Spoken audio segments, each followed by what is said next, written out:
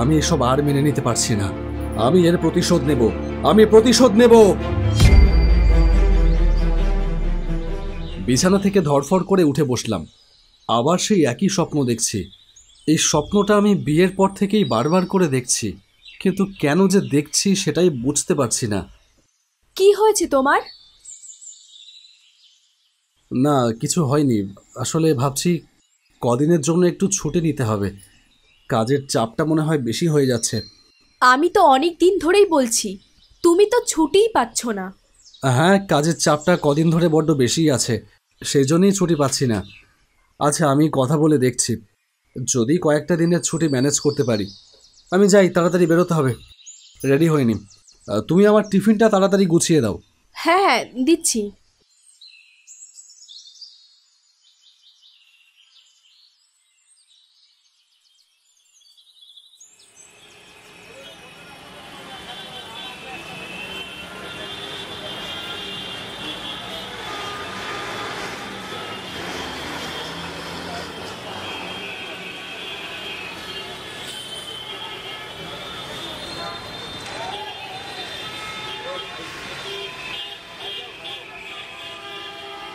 কেন যে আমি এই স্বপ্ন দেখছি আমি কিছুই বুঝতে পারছি না।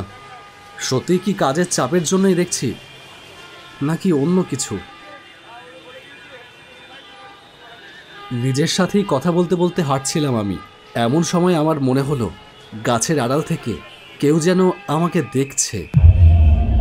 কে কে ওখানে? আমি দেখতে পেলাম আমার মতন দেখতে একজন মানুষ গাছের আড়ালে দাঁড়িয়ে আছে, আমার দিকে তাকিয়ে অদ্ভুতভাবে হাসছে, হাত নেড়ে সে আমাকে ডাকছে। আমি মন্ত্রমুগ্ধের মতন সেই দিকে হেঁটে যেতে শুরু করি। আমার কোনো দিকে খেয়াল থাকে না।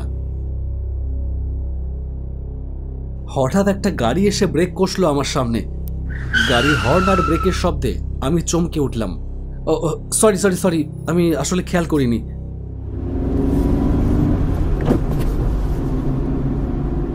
গাড়িটা চলে যেতে আমি রাস্তার ধারে দাঁড়িয়ে আবারও দেখতে থাকলাম, কিন্তু রাস্তার ওপারে আর কাউকেই দেখতে পেলাম না। তাহলে আমি কি ভুল দেখলাম? হবে হয়তো মনের ভুল।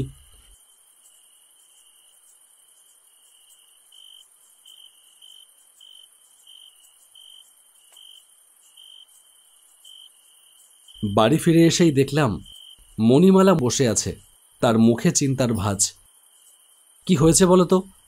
সেই সকাল থেকে দেখছি তুমি মুখটা বেজার করে বসে আছো। কবে থেকে বলছি একটু ঘুরতে নিয়ে চলো, তুমি তো পাত্তাই দিচ্ছ না। ঘরে একদম ভালো লাগছে না। আরে তোমাকে তো বলেই গেলাম আজকে অফিসে স্যারের সাথে কথা বলবো। কথা হয়েছে, কাজের চাপটা একটু সামলে নিয়ে 1 সপ্তাহ পরেই আমি ছুটি পাবো। তখন ভাবছি সপ্তাহখানেকের জন্য তোমাকে নিয়ে একটু সুন্দরবন থেকে ঘুরে আসব। এই বর্ষাকালে সুন্দরবনে ইলিশ উৎসব হয়। সুন্দরবন? এই কবে যাবে? কবে যাবে বলো?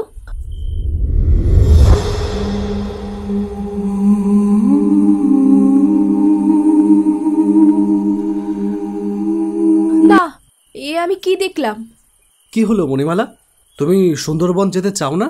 না না, আমার সুন্দরবন জায়গাটা খুব ভালো লাগে। সুন্দরবন যেন আমাকে টানে। অনেক কিছুই যেন সুন্দরবনে রয়ে গেছে আমার, কিন্তু আমি যে কি দেখলাম আমি কিছুই বুঝতে পারছি না। চোখের সামনেই ভেসে উঠল। না না। মণিমালা, তুমি যে কি বলছো আমি কিছুই বুঝতে পারছি না। আচ্ছা, কি রান্না হয়েছে আজকে বলো? ভীষণ খিদে পেয়েছে, খাবার দাও। আমি বাথরুমে কি ফ্রেশ হয়ে আসছি, তুমি খাবার রেডি করো।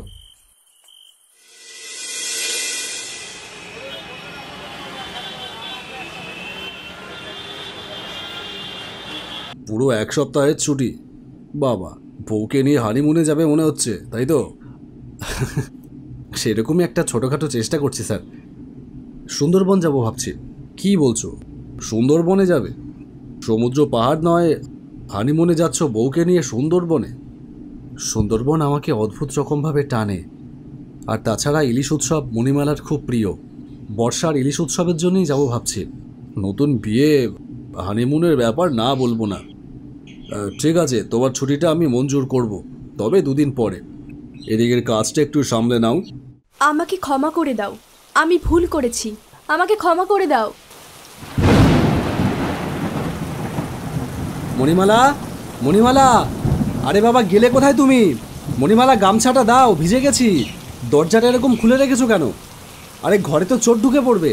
মণিমালা, কী রে বাবা, সাড়া দিচ্ছে না কেন? যাই দেখি তো। মণিমালা, কতক্ষণ ধরে ডাকছি তোমাকে, সাড়া দিচ্ছ না কেন?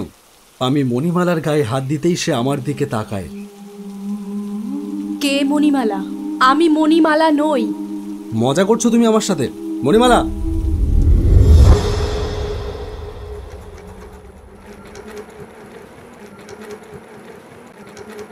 আমি যে কিছুই বুঝতে পারছি না কি হলো। মনে হয় মানসিক চাপে একটু চিন্তিত হয়ে পড়েছেন। ওনাকে নিয়ে একটু বাইরে থেকে ঘুরে আসুন, দেখবেন সব ঠিক হয়ে যাবে। হ্যাঁ, আমরা কিছুদিনের জন্য সুন্দরবনেই যাচ্ছি। বেশ বেশ, ঘুরে আসুন।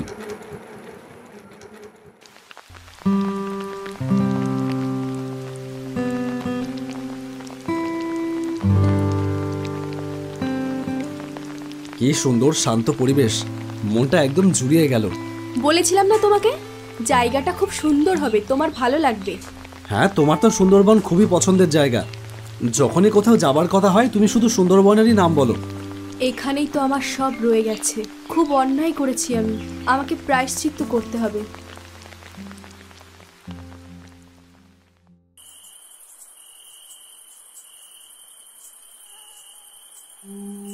অনেক দিন পরে এসেছি, আমি তো যাব তোমার কাছে। তুমি তুমি অপেক্ষা করো, আমি আসছি, আমি আসছি।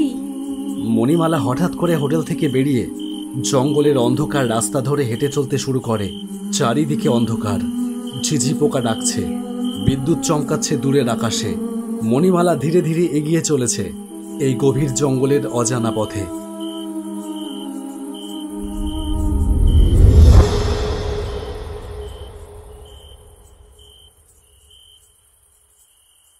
আরে আরে, মণিমালা কোথায় গেল? কে কে ওখানে? আস্তে আস্তে আমি সেই ছায়া মূর্তির দিকে এগিয়ে যাই। কে দাঁড়িয়ে আছো? আরে আরে, এটা কি করে হতে পারে? আমি কি স্বপ্ন দেখছি? না, কোনো স্বপ্ন নয়। মেরে ফেলো, মেরে ফেলো ওকে। ওর জন্যই তোর জীবনটা শেষ হয়ে গেছে। এই তুমি কে? কি বলছো? আমি কিছু বুঝতে পারছি না। তুমি পুরো আমার মতন দেখতে, এই যে ভারী অদ্ভুত। আমি শ্যামল, আমি তোমার আগের জন্ম। এই জন্মে আমি তুমি হয়ে জন্মেছি। তুমি যাকে দেখছো সে তোমার আগের জন্মের ছায়া। মেরে ফেলো ওকে, ওর জন্যই তোমার সব শেষ হয়ে গেছিল। এ কি করে হতে পারে? কার জন্য? রত্নার জন্য। রত্না? কে রত্না? আমি কিছু বুঝতে পারছি না। সম্ভব নয়, আমি তোমাকে বিয়ে করতে পারবো না। বাবা কিছুতেই মেনে নেবে না। আর সত্যি বলতে, আমি ধনঞ্জয়কে ভালোবাসি, আর তাকেই বিয়ে করতে চাই। রত্না, এসব তুমি কি বলছো? তাহলে আমাদের এতদিনের সম্পর্ক, এর কোনো মূল্য নেই? সব কি মিথ্যে ছিল? হ্যাঁ হ্যাঁ, সব মিথ্যে ছিল। ধনঞ্জয় তোমার থেকে অনেক ভালো, ও অনেক বেশি ধনী। আমি ওর কাছেই সুখী হব। তোমার কাছে কিচ্ছু নেই আমাকে সুখী করবার। রত্না, রত্না, আমাকে একটু সময় দাও। এইভাবে আমার সব কিছু শেষ করে দিও না। আমি তোমাকে ভালোবাসি রত্না, আমি তোমাকে ছাড়া বাঁচবো না। বললাম তো সম্ভব না। তুমি আর আমাকে বিরক্ত করবে না। তুমি এটা করতে পারলে? তুমি যদি একটা ভালো চাকরি করতে তাহলেও ভেবে দেখতাম, কিন্তু সেটা তো সম্ভব নয়। ভালো থেকো তুমি। না না না, তুমি এটা করতে পারো না। তুমি ফিরে এসো রত্না। তারপর থেকে তোমার জীবন দুর্বিষহ হয়ে ওঠে। চারিদিক থেকে ব্যর্থতা, ভালোবাসার ব্যর্থতা আস্তে আস্তে তোমাকে কুড়ে কুড়ে শেষ করে দেয়। শেষে একদিন গোলাবাড়ির ছাদ থেকে ঝাঁপ দিয়ে তুমি আত্মহত্যা করেছিলে। আর এই জন্মে তুমি অজিত হয়ে জন্মেছ। তুমি হলে আমার পুনর্জন্ম। কিন্তু রত্না, রত্না যে মণিমালার মতন দেখতে, তার মানে মণিমালাই আগের জন্মের রত্না। হ্যাঁ, ওই মণিমালা। ওকে শেষ করে দাও। কিন্তু কি করে? কেন? ও তো, সব মেয়েরাই একই রকম হয়, বিপদে তোমাকে ছেড়ে ঠিক পালিয়ে যাবে। শেষ করে দাও ওকে। মণিমালা, রত্না, আমি যা স্বপ্ন দেখতাম, তার মানে এইবার বুঝেছি। কিন্তু ও গেল কোথায়?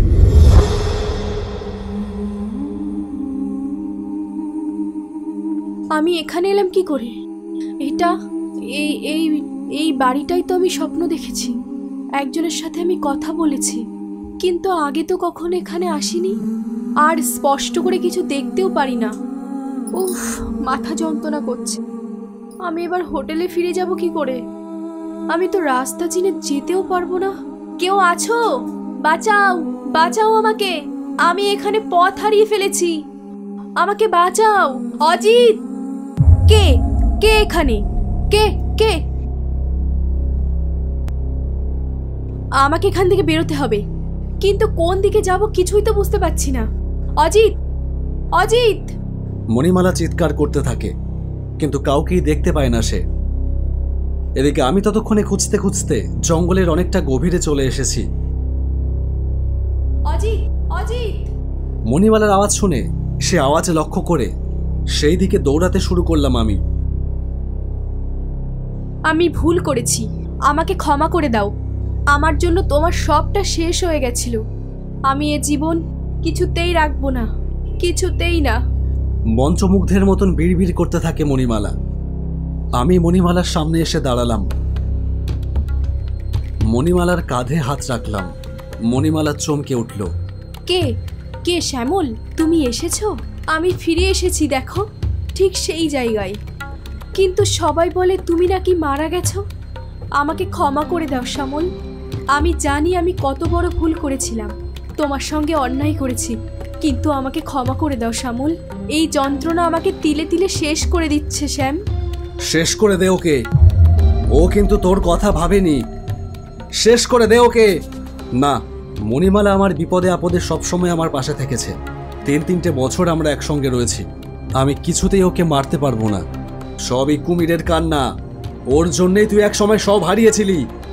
ওকে মেরে প্রতিশোধ নে, নয়তো তুই আবারও সব হারাবি। না না না, তা নয়। এমন সময় আমার চোখের অলক্ষ্যে মণিমালা আমার হাত ছাড়িয়ে চলে যায় ভগ্নপ্রায় বাড়িটার দিকে এবং দৌড়াতে দৌড়াতে ছাদে গিয়ে পৌঁছায়। সেখানে ছাদের একদম কান নিশে চলে যায় সে। আমিও তার পেছন পেছন গিয়ে ছাদের ওপরে দাঁড়ালাম। আরে আরে, কি করছো মণিমালা? আমাকে ক্ষমা করো শ্যামল, আমার জন্য তোমার জীবন নষ্ট হয়েছে। আমি এ জীবন রাখবো না। না মণিমালা, না, তোমার আগের জন্মের দায় এই জন্মে বর্তায় না। পাগলামো করো না মণিমালা। আমি দৌড়ে যাই মণিমালার দিকে। আমি ওকে এ জন্মে হারাতে পারবো না। আগের জন্মে যা হবার তা হয়ে গেছে। তার কাছে গিয়ে আমি তাকে টেনে সেখান থেকে সরিয়ে নিলাম। মণিমালা অঝোর ধারায় কাঁদছে। আমাকে ক্ষমা করে দাও শ্যামল। শ্যামল নয় মণিমালা, আমি তোমার অজিত, এই জন্মের অজিত। এরপরেই মণিমালা অজ্ঞান হয়ে লুটিয়ে পড়ল সেখানে।